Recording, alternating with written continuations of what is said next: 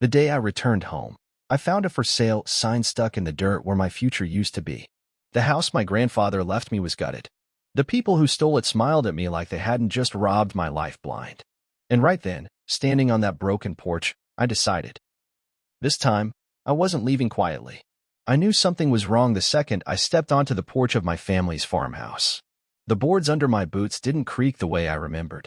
The smell of fresh-cut hay and Grandpa's pipe tobacco gone. Instead, there was a sharp scent of cheap paint and fake country charm, like somebody had taken a chainsaw to my childhood and glued the scraps back together wrong. I was 29 now, a man. But standing there, in front of the place that should have been mine, I felt 10 years old all over again. And then I saw it, the sign stuck in the front yard. For sale, inquire inside. I didn't move, didn't blink. Just stood there with my fist clenched and my heart beating slow, cold thuds against my ribs. I wasn't here to buy this house. I was here to take it back. The story's simple enough if you're not living it. When I was 10, my grandpa Tom died, the only man in the world who ever treated me like I mattered. Mama cried real loud at the funeral, made a big show of it. Dad just stared at the ground. My older brother, Mark? He was already dreaming about the tractor he thought he'd get. Grandpa's will was clear. The house and land go to Eli when he turns 21. No exceptions. That was me. Eli Carson. The outcast. The kid they couldn't bother to love right. Except Grandpa did. He left me this, not just wooden walls, but a future. A place no one could take from me. Or so I thought. 2 months after Grandpa passed, Mama and Dad called me into the kitchen. I still remember the fake smiles on their faces, the way they kept glancing at each other like they were about to tell me Santa Claus was real. Eli, Mama said, we decided you're going to stay with Aunt Susan for a while. Aunt Susan lived 2 states over. I barely knew her. Why? I asked, confused. Dad scratched his head, wouldn't meet my eyes. It's just, the farm's too much for you right now, son. You need stability. School. Friends. I wanted to argue. I wanted to scream. Instead, I packed my little duffel bag and rode in silence while they dropped me off like an unwanted dog. They promised I'd come back someday. I believed them. Turns out, they had different plans. While I was busy growing up in someone else's house, they sold Grandpa's land to some outsider developer. Tore up the fields. Bulldozed the barn. Split the money between themselves and my brother Mark, who used it to open a custom auto shop that never turned a profit. They spent the future that wasn't theirs. They stole my home. And they never told me a damn word. I found out 5 years ago when a letter meant for Dad accidentally got forwarded to my apartment. Tax notice. Different owner name. Different parcel ID. I called. Mama cried. Dad hung up. Mark? He sent a text that just said, "Get over it." I didn't reply. Didn't threaten. I just waited. I planned. I built my life stronger, dollar by dollar, brick by brick. And now? Now I was back, standing in front of the carcass of my inheritance. And if they thought I was going to walk away, they had no idea the kind of storm that was coming. For years of cutting my teeth on construction sites, hauling drywall, patching roofs, stacking every penny I could scrape together. For years of gym sweat and night classes, learning how property laws worked, how liens and title claims could ruin a man faster than a fistfight. I didn't just show up one day and kick their door in. I spent 4 years turning myself into a storm they couldn't outrun. The town hadn't changed much. Pine Hollow still had one diner, one feed store, one crooked sheriff, and a population that could fit into a high school gym and still leave room for a marching band. Good. Small towns are easy to shake when you know where to hit. I parked my old Silverado a few blocks away and walked the last half-mile to the farmhouse. I wanted to feel it under my boots again. The dust. The betrayal. By the time I reached the edge of the property, I already had my first move loaded in the chamber. The for sale sign told me everything I needed to know. Mark and the old man, my father, though I was real tempted to stop calling him that, had run the money dry. Maybe it was bad investments. Maybe it was sheer stupidity. Didn't matter. They needed cash. They needed to sell, which meant they needed the house to look clean, legal, undisputed. And that's where I'd start twisting the knife. I pulled my phone from my pocket and dialed a number I hadn't used in 3 years. Miller's title office, a chipper voice answered. "This is Eli Carson," I said, my voice flat. "I need to check on a property." A pause. "You're calling about your grandfather's farm?" "That's right." I heard typing. Papers rustling. Then a soft, nervous cough. Mr. Carson, There's some issues here. The title's complicated. I smiled. Good. I'll be there in an hour. An hour later, I was sitting across from a woman named Patty Miller. She looked like she'd rather be anywhere else but explaining this mess to me. She pushed a stack of papers across the desk. Technically, she said, your grandfathers will designated the property to you at 21. But the sale paperwork filed later didn't include your signature. I leaned back in my chair. And that's illegal, right? Patty flinched. Technically, yes. If you wanted to contest it, you could. I smiled real slow. Don't worry. I plan to. Here's the beautiful thing about people like Mark and my parents. They think money makes everything disappear. But law sticks around like a bad cold. And now, thanks to a little clerical oversight, I had a legal crowbar to jam right up their backsides. I wasn't going to just beat them in the court of public opinion. I was going to beat them on paper, in court, and in every greasy little pocket they had left. And once the house sale collapsed, oh, buddy, that would just be the first domino. When I pulled up to the farmhouse the next morning, I didn't knock politely. I hammered on the door with the side of my fist, hard enough that the old screen rattled in its frame. It swung open after the third hit. And there stood Mark. Older, fatter, balding at the temples, but still wearing that same smug, lazy grin I remembered from when we were kids. He blinked at me, like he couldn't believe I was real. Eli, he said, voice halfway between a laugh and a groan. I'll be damned. Look who's crawled back from the grave. I didn't smile. Yeah, I said. And I'm here to collect what's mine. Behind him, I could see Dad shuffling into the living room, wearing sweatpants and a stained t-shirt, scratching his gut. Mama peeked out from the kitchen doorway, a dish towel clutched to her chest like it might shield her from what was about to come. They all looked older, smaller, weaker. Perfect. Mark stepped onto the porch, pulling the door mostly shut behind him, like he could block the stink of their guilt. Listen, man, he said, running a hand through what little hair he had left. We didn't know where you were. You were gone. We had no choice. You had a will, I cut him off. A hard pause. He looked away, cheeks flushing. You forged my rights, I said, stepping closer until he had to lean back against the doorframe to avoid me. You stole what Grandpa left me. It wasn't like that, he muttered. The hell it wasn't. I pulled the folded papers from my jacket, the title documents, the proof of fraud, and slapped them against his chest. He flinched, grabbing them instinctively. Here's the deal, I said, my voice low and even. You try to sell this house, I'll block the sale. I'll tie it up in court for years. I'll drag your name, and Mama's name, and Daddy's sorry ass through every legal pit in this county. His mouth opened, but no sound came out. I'll make sure, I continued, stepping even closer, that by the time I'm done, you won't be able to buy a hot dog stand, much less a new house. Behind the door, I heard Mama let out a soft whimper. Good. Mark finally found his voice. Man, come on. You don't want to do this. We're family. I stared at him, so cold the sweat started rolling down his forehead. You stopped being my family, I said, the day you sold my life for a couple bags of cash. He swallowed hard. You want the house back, he said, desperate. Fine. You want money? We can work something out. I shook my head slowly. You don't get it. I don't want your deals. I don't want your scraps. I want you to lose. I want you to stand here and watch everything you build on my blood crumble into dust. He stared at me, breathing hard, papers shaking in his hand.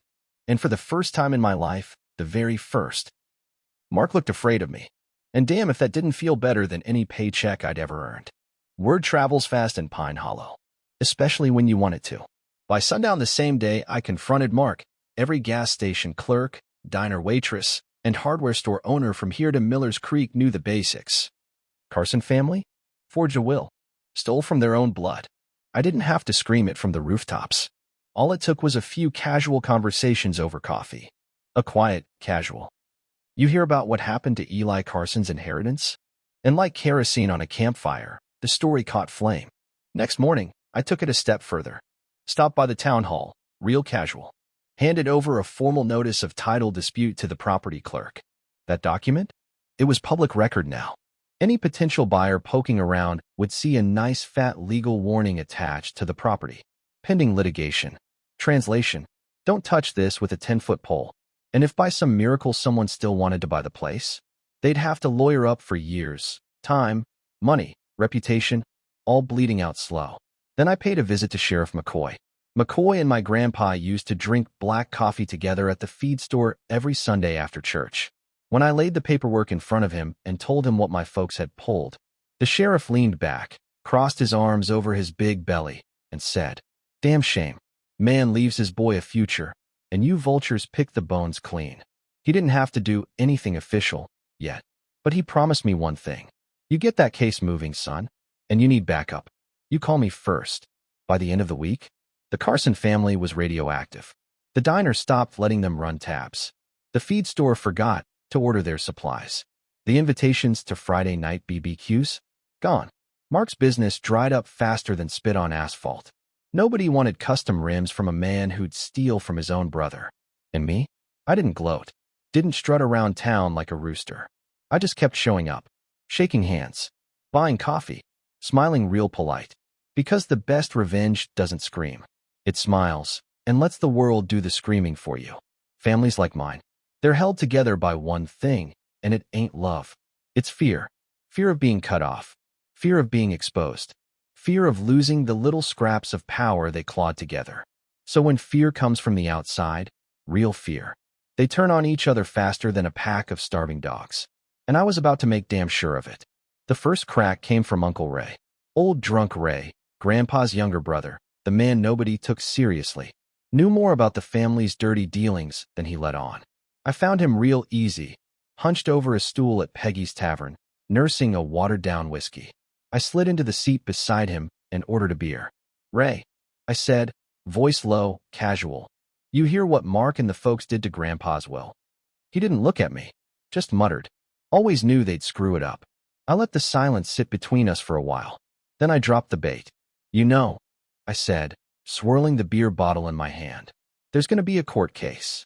Probably some investigations. Wouldn't look too good for anybody who helped forge those papers." His hand twitched around his glass. "I didn't sign nothing," he said quick. I shrugged. "Maybe not. But a good lawyer's going to dig deep. Anybody who so much as breathed near that fraud's going to get dragged through it." Another beat of silence. Then Ray leaned in close, whiskey breath hot against my cheek. "I didn't want nothing to do with it," he hissed. "It was Mark's idea. Your daddy went along with it. Your mama, too. Swore you'd never come back. Swore it was better for everyone." I smiled real slow. "Thanks, Ray." Slid a 20 across the bar for his next drink. Stood up. Walked out. Didn't need a sworn affidavit. Didn't need a taped confession. Just needed word to spread that Ray was talking. In a town like Pine Hollow, that was enough. By Sunday morning, my phone buzzed. Text from Mama. "We need to talk. Please." Another from Mark. "Bro, come on, we can fix this. Don't drag everyone down." And Dad. Silence. Like a coward. Good. I didn't want their apologies. I wanted them desperate. And judging by the cracks in their little kingdom, they were halfway broken already. The old farmhouse used to feel like home. Now, it felt like enemy territory. But that didn't mean I wasn't walking straight through the front door. Sunday evening, just before sunset, I pulled up in my Silverado and killed the engine. The gravel crunched under my boots as I crossed the yard. The same gravel Grandpa laid down 30 years ago, back when the farm still meant something. I didn't knock this time. I grabbed the door handle, shoved it open, and stepped inside like I owned the place. Because, in a way, I still did. They were all in the living room. Dad slumped in his recliner, staring blankly at the muted TV. Mama perched on the edge of the sofa, twisting a tissue in her hands until it was nothing but shreds. Mark stood by the fireplace, arms crossed, trying real hard to look tough and failing miserably. The tension hit me like a wall. Good. Let them feel it. Nobody spoke for a long beat. Finally, Mama's voice cracked through the silence. "Eli, baby, we can talk about this." I walked to the middle of the room, turned, and faced them head on. "There's nothing to talk about," I said. "You stole from me, lied to me, and now you're gonna pay." Dad grunted without looking up. "Boy, you're blowing this out of proportion." I laughed, a short, sharp bark that made Mama jump. "Out of proportion?" I snapped. "You stole my damn future and sold it for beer money and busted cars." Mark shifted on his feet. "You want money? Fine. We can figure something out. No need to ruin the whole family over this." I stepped closer, so close I could smell the cheap aftershave on him. "You ruined the family," I said. "I'm just finishing what you started." Mama started crying for real now, loud and messy. I ignored it. My eyes locked on Dad, the so-called head of the household, the man who was supposed to protect me. You, I said, voice low and deadly, signed off on it. Looked the other way. He didn't argue, didn't apologize. Just sat there, staring at the TV like it could save him. Coward. I pulled the second set of papers from my jacket, fresh copies of the title dispute, plus a formal lawsuit naming every single one of them as co-defendants. Laid them neatly on the coffee table. You've got 30 days to vacate, I said. After that, Sheriff McCoy's boys come knocking. Mark's face turned beet red. You can't do this, he shouted. I smiled. I already did. Mark lunged forward, hands balled into fists. For a second, I thought he might actually swing at me. I almost hoped he would. Would have given me the perfect excuse to break his jaw in front of Mama. But he caught himself, breathing hard like a bull ready to charge but too scared to move. Pathetic. I turned and walked to the door. Paused with my hand on the knob. Looked back one last time.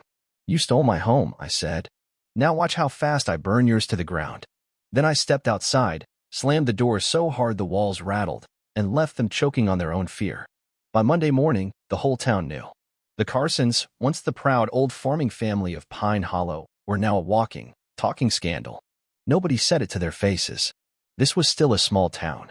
Folks had manners. But you could see it in the way people crossed the street when they walked by. You could hear it in the hush that fell inside the diner when Mama or Mark dared to step in for coffee. Their name was poison now. Exactly the way I wanted it. But they weren't just losing respect. They were losing everything. The house sale fell through, hard. No buyer wanted a lawsuit attached to their new porch. Mark's so-called auto shop got randomly inspected and shut down for code violations. Dad's disability checks got flagged for suspicious activity after an anonymous tip about unreported income. Funny how fast a little truth can ruin a bunch of liars. And it got worse. Word started spreading that I wasn't just coming for the house. That I was digging deeper. Tax fraud. Loan applications forged with my name. Grandpa's missing war medals pawned off without a second thought. Every skeleton they ever crammed into the closet? I was yanking them out by the handful and tossing them into the front yard for the whole damn town to see. Mark tried to fight back first. I caught him waiting for me outside Peggy's tavern one night, leaning against his rusty Dodge, arms crossed, jaw tight. You think you're real smart, he snarled when I walked up. I kept moving, didn't even slow down. You think you're going to come back here and tear us apart like you're some kind of hero? I paused, just for a second, just long enough to look him square in the eye. I'm not the hero, I said. I'm the reckoning. And then I kept walking, leaving him steaming in his own rage. The next morning, Mama showed up at my motel. Her eyes were red, hands shaking, voice cracking under the weight of everything they'd built on lies. Eli, baby, please, she said. We can fix this. We're family. I just stared at her. Because when a viper smiles and calls you family, you don't reach for a hug. You reach for a damn shovel. The lawsuits hit like a freight train. One by one, the claims stacked up. Title fraud, breach of fiduciary duty, forgery, tax evasion. Each charge wasn't just a slap on the wrist. It was a hammer blow. Mark tried to fight it at first. Filed motions. Hired some cheap lawyer from 2 towns over who showed up to court in a stained tie and beat-up boots. Didn't matter. The documents were airtight. Witness statements lined up. The law, for once, was on my side. And the judge? Old Judge Whitmore? He knew my grandpa. Knew what the Carsons used to stand for before greed rotted them hollow. When he read the verdict, he didn't even try to hide the disgust in his voice. The court ordered. The farmhouse returned to my name. Back taxes and penalties paid in full. Mark and my parents to face formal fraud investigations. Their bank accounts got frozen faster than a pond in February. Their few remaining assets, Mark's shop, Dad's boat, Mama's retirement fund, were seized. And the farmhouse? The heart of it all? I stood on the porch 2 weeks later, keys in my hand, while the sheriff's deputies politely but firmly escorted my family off the property. Mark yelling, Mama crying, Dad refusing to make eye contact. I didn't say a word, didn't lift a hand, just watched as they disappeared down the driveway in a beat-up pickup loaded with plastic bags and shame. They had sold my childhood for pocket change. And now? They didn't even have a place to sleep. I stood alone on the front porch of the farmhouse, boots planted firm on the weathered boards. The evening wind rolled through the empty fields, carrying with it the last traces of their voices. The anger, the begging, the pathetic excuses. Gone now. All of it. Just like they deserved. The farmhouse was mine again. Not because of mercy. Not because of second chances. Because I took it back. Piece by piece. Inch by bloody inch. I didn't throw a party. Didn't invite friends over. Didn't blast music or raise a beer to the sky. I just walked through the halls, slow and steady. Feeling every scar, every nail, every memory stitched into these walls. And when I reached Grandpa's old recliner, still sitting in the corner where no one had bothered to move it, I sat down, leaned back, closed my eyes, and for the first time in 20 damn years, I breathed. They thought they could steal my future. They thought they could erase me. But they forgot something important. I was carved out of tougher wood than them. And when tough men lose everything, they don't cry. They rebuild. Stronger. Harder. Meaner. The Carsons were finished. Their names were mud. Their reputations dead. Their pockets empty. And me? I wasn't just the last man standing. I was the one who lit the fire and watched the ash fall. The porch creaked softly under the setting sun. The field swayed like a sea of gold. The farmhouse stood tall against the orange sky, stubborn and scarred, just like me. And somewhere far down the dirt road, the dust from their tires finally disappeared. For good.